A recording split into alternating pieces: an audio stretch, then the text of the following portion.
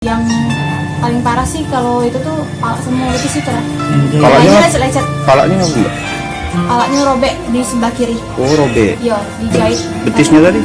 Kalau betisnya itu kayak dagingnya itu hancur. Untuk pelakunya dewek tahu mbak? Untuk pelakunya sampai sekarang dia belum ada niat baik.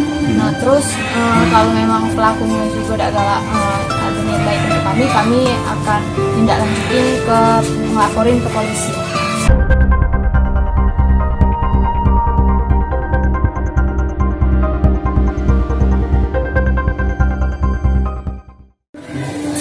Ini KTP-nya sini. Ini kondisi motornya. Hancur ya? Kalau tebeng ini memang dilepas, cuman kalau yang bagian belakang itu yang hancur itu. Karena ditumbur dari belakang. Ini juga kayaknya dari kayunya itu patah. Kayu ini tempat naruh jamu tuh ya? Jadi, tetangga ngabarin itu sekitar jam 12:30 sampai jam 1. Ngabarinya apa mbak? Ngabarinnya katanya pertama tuh nanya kan bapak tuh udah balik apa belum. Nah terus kan belum ngambil jawab. Terus dia ngabarin cak ini bapaknya kecelakaan. Jadi namanya terkejut lah, shock gitu kan. Jadi langsung nangis itu gimana, dia langsung beragung kan. Nah nggak tahu kronologinya. Jadi polisi itu sudah di sana, katanya sudah di sana tuh nggak tahu nak dibawa ke rumah sakit apa belum. Jadi kami tuh disuruh nunggu di simpang malam tadi tuh. Nah terus kami sudah nunggu di simpang lama, lumayan lah sekitar pokoknya lumayan lama. Terus kami nanya, kak sama orang yang dekat situ kan ada Grab, kak ada ambulan atau mobil polisi lewat gak? Kami nanya. Ada sekitar 5 menit yang lalu dia ngomong. Oh makasih kak ya. Jadi kami langsung ke rumah sakit ini Air Bunda. Sampai situ? Tiba di sana, kakak yang ngabarin yang ke rumah tadi, pas sudah di sana.